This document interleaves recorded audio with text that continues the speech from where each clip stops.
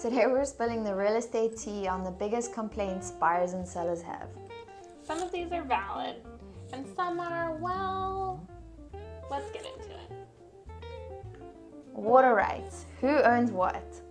Just because you have a pond on your property doesn't mean you own that water. Isn't that just wild? That's crazy.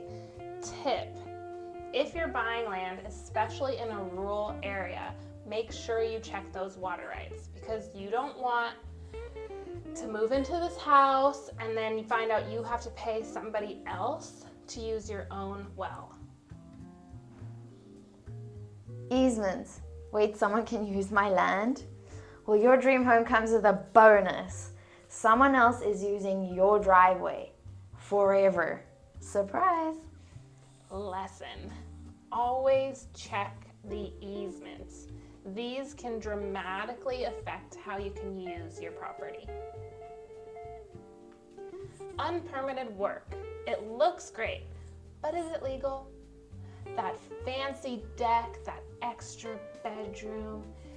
But if there's no permits, you might be buying a lawsuit and not just a house. Well, warning, unpermitted work could mean insurance and resale issues.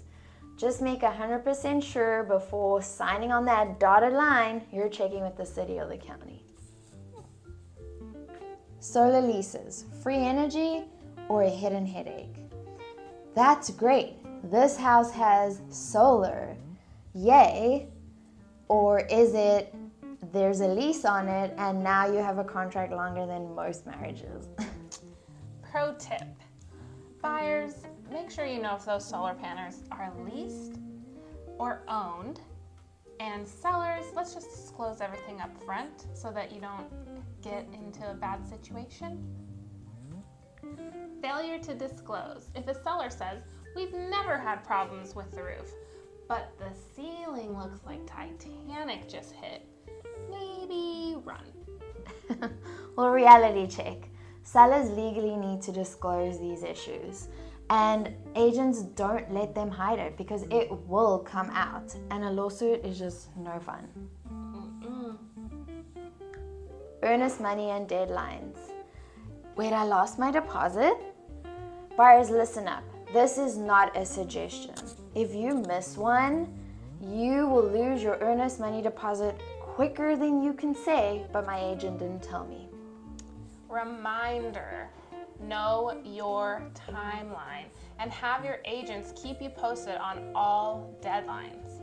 And agents, if you don't have time to keep reminding your clients about all these different deadlines, hire a transaction coordinator to just get rid of this complaint altogether. Agent-owned properties. Agent and the seller.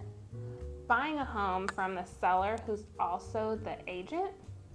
That's kind of like going to a restaurant ordering food where the chef is also the critic.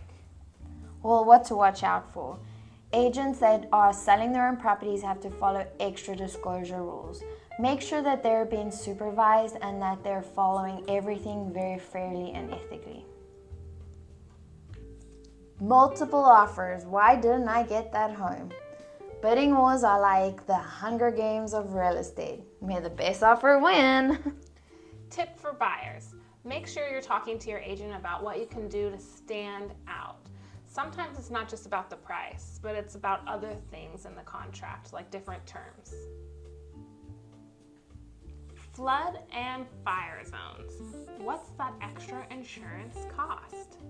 Picture this. You found the perfect home, and then you find out it's in a flood or fire zone, and that insurance bill is going to be as much as your mortgage. Yikes. Yikes is right. Well, here's a hot tip. Before falling in love with a home, just check the FEMA flood map and the fire risk zones.